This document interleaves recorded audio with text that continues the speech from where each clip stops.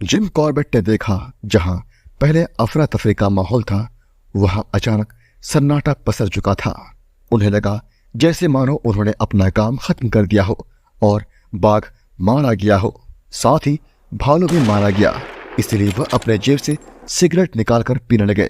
जैसे ही उन्होंने अपने माचिस से सिगरेट सुलगाने की कोशिश की तभी उनका ध्यान उनके दाहिने तरफ की हलचल ने खींचा।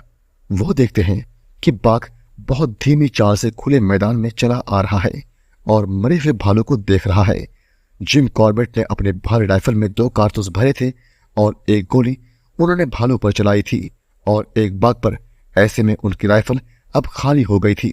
ऐसे हालात में जिम कॉर्बेट को हलचल करनी पड़ेगी और ऐसा करते ही बाघ छलांग मारता हुआ दूर चला गया। फिर भी वे हताश नहीं हुए और उस पर फायर कर दी, लेकिन बाघ जो था अब वो गन रेंज से बाहर चला गया था। पेड़ से उतरकर जिम कॉर्बेट झोपड़ी तक पहुंचे और अपने आदमियों के साथ रेस्ट हाउस तक पहुंच गए। वह देवी बाघ 2 दिन में 2 बार उनको दिखा, लेकिन दोनों ही बार वह उसे मारने में नाकाम रहे, जबकि दोनों ही मौके पर बाघ बड़ी आसानी से मारा जा सकता था। झोपड़ी में बैठे बालासी और अन्य आदमियों ने अनुमान लगाया कि बाघ ने जिम कॉर्बेट को पेड़ से गिरा दिया है। भालू के चीखने की आवाज को उन्होंने जिम कॉर्बेट की आवाज समझ लिया था। अभी वे लोग आगे क्या करना है सोच ही रहे थे कि तभी जिम कॉर्बेट उनके सामने प्रकट हो गए। 2 दिन में 2 मौकों पर बाघ को नहीं मारा जा सका। अब अगली सुबह भालू के मारे जाने की खबर सुनकर एक फोर्स गार्ड सुबह तड़के वहां आ पहुंचा। दरअसल उस व्यक्ति का पिता गठिया के दर्द से परेशान था। पहाड़ के लोग भालू की चर्बी का प्रयोग गठिया की दवाई बनाने में करते थे। रास्ते में जिम कॉर्बेट के पास आते समय उस फोर्स गार्ड को एक आदमी मिला, जिसने उस फोर्स गार्ड को बताया कि उसके गाय को बाघ ने मार डाला है। अब फोर्स गार्ड जिम कॉर्बेट को उस जगह पर ले जाने के लिए आगे आगे चलने लगे। नाव के आकार की यह घाटी लगभग 5 एकड़ तक फैली हुई थी, जो मानो एक सुंदर बगीचे की तरह नजर आ रही थी। जिम कॉर्बेट घाटी के सिरे पर कुछ देर तक खड़े रहे और उनकी नजरों के सामने जो भी चीज आ रही थी उसको बारीकी से देखकर स्कैन करने लगे, लेकिन वहां भी कोई सुराग नहीं था। फिर वह नीचे घास के ढलान की तरफ आगे बढ़ने लगे। जब जिम कॉर्बेट आगे आ रहे थे और फोर्स गार्ड पीछे था, तब वो घाटी में सपाट मैदान पर पहुंचे तो उन्होंने देखा एक बड़े क्षेत्र से सूखी पत्तियां और सूखी टहनियां खुरद कर एक स्थान पर इकट्ठा की गई थी, जबकि गाय का कोई भी हिस्सा उस पत्तियों के ढेर के नीचे नहीं दिख रहा था। लेकिन फिर भी जिम कॉर्बेट आश्वस्त थे कि इस ढेर के नीचे गाय की लाश को बाघ ने छिपाया है। इस पत्तियों के ढेर का मतलब अभी तक वह फोर्स गार्ड नहीं समझा था। जब एक बाघ अपना शिकार छिपाता है, इसका मतलब यही होता है कि वह इस जगह के आसपास नहीं है। पत्तियां और टहनियों से 45 डिग्री के कोण पर पहाड़ी पर एक घना झाड़ियों का झुरमुट था। जब जिम कॉर्बेट इस झुरमुट को देख रहे थे तभी उन्होंने बाघ को देखा, जो एक मैदान के छोटे से टुकड़े पर लेटा हुआ था और उसके पैर जिम कॉर्बेट की ओर थे। थोड़ी देर बाद बाघ पलटा और अपनी पीठ जिम कॉर्बेट की तरफ कर दी। बाघ की पीठ पर गोली चला देने से वो सिर्फ घायल ही होता। ऐसे में अभी दिन का काफी समय बचा था। थोड़ी देर बाद बाघ जरूर नीचे आएगा और जिम कॉर्बेट को मौका मिलेगा। ऐसे हालात में जिम कॉर्बेट ने बैठकर इंतजार करने का निर्णय लिया। तभी उनका ध्यान उनके बाईं तरफ की हलचल ने खींचा। वह देखते हैं कि एक मादा भालू और उसके 2 छोटे बच्चे छिपाए गए शिकार की तरफ बढ़ रहे थे। भालू में सूंघने की शक्ति काफी तेज होती है और शायद खून की गंध को सूंघकर वे इस तरफ खींचे चले आ रहे थे। खैर, भालू के आ जाने से शायद कल की तरह आज भयंकर लड़ाई देखने को मिले और बाघ पर गोली चलाने का अवसर भी प्राप्त हो। पास ही में फोर्स गार्ड अभी तक चुपचाप खड़ा था और अपने पैरों के नीचे जमीन को देख रहा था और अभी तक उसने बाघ को देखा भी नहीं था। जब उसकी नजर भालू पर पड़ी तो वह जोर की आवाज में चिल्लाने लगा, देखो साहब भालू। आवाज सुनते ही बाघ एक ही पल में उठा और दूर भागने लगा, परंतु उसे 20 गज दूर खुले मैदान से होकर जाना था। जैसे ही जिम कॉर्बेट ने उस बाघ पर निशाना साधा और घोड़ा दबाया, फोर्स गार्ड जो इस भ्रम में था कि जिम कॉर्बेट गलत दिशा में देख रहे हैं, उसने जिम कॉर्बेट के हाथ को पकड़कर खींच लिया और जोर से झटका मारा। गोली जिसे बाघ पर लगना था वह उससे कुछ फुट दूर पेड़ पर जा लगी। अब तीसरे दिन का तीसरा मौका उस फोर्स गार्ड की नासमझी की वजह से हाथ से निकल गया। फोर्स गार्ड को अपनी गलती का एहसास कुछ देर बाद हुआ। देवीधुरा पहुंचकर जिम कॉर्बेट ने उस निराश फोर्स गार्ड को खुश करने के लिए पूछा, क्या वो कोई ऐसी जगह बता सकता है जहां पर वह एक माउंटेन गोट को मार सके। एक कप चाय पीने के बाद वो दोनों साथ में और 2 आदमियों को लेकर निकल पड़े ताकि वापस आते समय गोट को उठाकर लाने में मदद मिल सके। आधा मील चलने के बाद उन्हें लगभग 100 गज की दूरी पर एक माउंटेन गोट दिखाई दिया। माउंटेन गोट की आदत ऐसी होती है कि वो चट्टान पर खड़े रह सकते हैं। उस गोट के गले पर एक सफेद निशान बना हुआ था। उस सफेद निशान पर जिम कॉर्बेट ने अपनी नई राइफल की गोली धांस दी और वह गोट अपनी जगह पर ही गिर पड़ा। काफी दिनों बाद जिम कॉर्बेट ने अपने आदमियों के लिए मांस का इंतजाम किया था।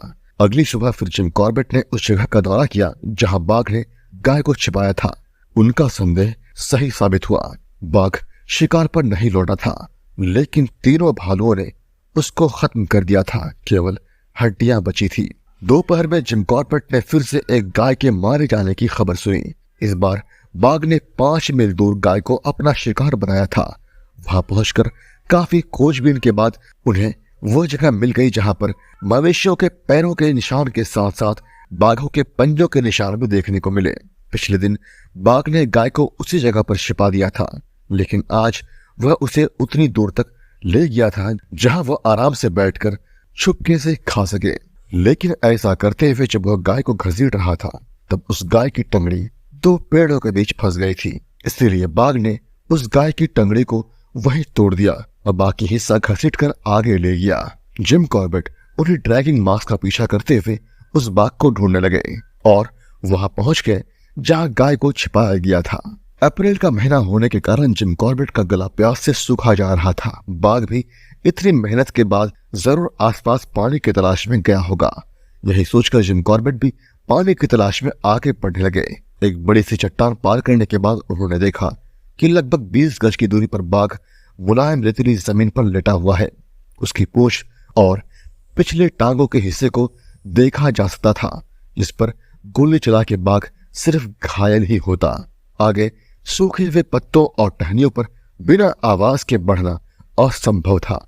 इसीलिए अब भी एक ही उपाय बचा था और वह था इंतजार करना। बाघ जब नीचे से जाएगा तो जरूर वापस शिकार पर लौट कर आएगा और जिम कॉर्बेट को एक मौका देगा। बड़ी मेहनत और भरपेट पानी पीने के बाद बाघ बड़ी गहरी नींद में लेटा हुआ था। आधे घंटे बाद बाघ ने करवट बदल दी और खड़ा होकर विपरीत दिशा में गायब हो गया। लेकिन उसको तो इस दिशा में आना था, विपरीत दिशा में क्यों गया? इसका जवाब जिम कॉर्बेट के पास नहीं था। खैर, अभी शाम ढलने में काफी वक्त बचा हुआ था। वह जरूर अपने शिकार पर लौटेगा। यही सोचकर जिम कॉर्बेट ने पास ही एक पेड़ पर बैठने का निर्णय बना लिया। शाम होने से पहले जिम कॉर्बेट पेड़ पर बैठ गए। कुछ देर में नीचे की तरफ से एक सांबर बोला, जिसका मतलब था बाघ चल पड़ा है। रात का अंधेरा छाने तक बाघ शिकार पर नहीं आया। ऐसे में पूर्व की तरफ से तारों की रोशनी आ रही थी। यही समय था जब बाघ वहां पहुंच गया था। हालांकि जिम कॉर्बेट को वह दिखा नहीं था, लेकिन वो श्योर थे कि वह आसपास ही कहीं है।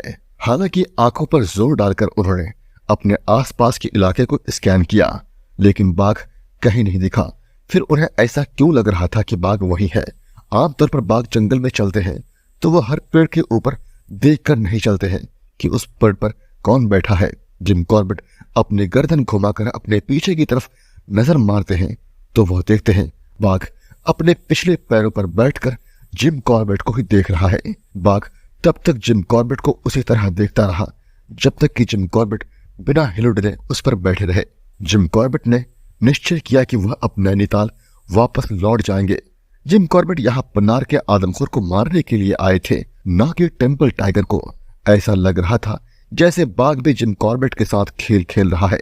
जिम कॉर्बेट यही सब सोच के सो नहीं जा रहे थे कि उनको फिर से एक गाय के मारने की खबर मिली। अगली सुबह 5वें दिन फिर से शिकार के पास एक पेड़ पर जिम कॉर्बेट बैठ गए। अंधेरा होने ही वाला था। पेड़ पर बैठने से पहले जिम कॉर्बेट ने पेड़ के चारों तरफ कांटेली झाड़ियों की मजबूत लेयर बना दी। अंधेरा होने से पहले ही बाघ अपने शिकार पर पहुंच गया। उसने गाय के पिछले भाग को खाना शुरू कर दिया। लेकिन उसने अपने आंखें जिम कॉर्बेट से हटाया नहीं। जिम कॉर्बेट को बस अपने गोद से उठाकर राइफल को कंधे तक ले जाना था, लेकिन बाघ नजर हटाए तब तो यह मुमकिन हो।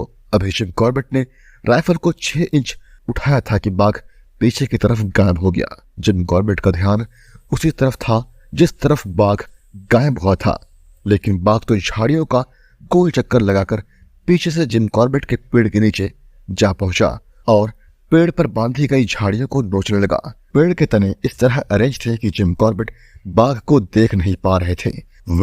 पिछले 5 दिनों में जिम कॉर्बेट को यह 8वीं बार था जब यह बाघ दिखा था और 8 के 8 बार वह बाघ को मारने में असफल रहे। 4 मौकों पर जिम कॉर्बेट ने उस पर गोली भी चलाई थी, लेकिन यह बाघ तो जैसे पेड़ पर बैठे जिम कॉर्बेट का मजाक उड़ा रहा था।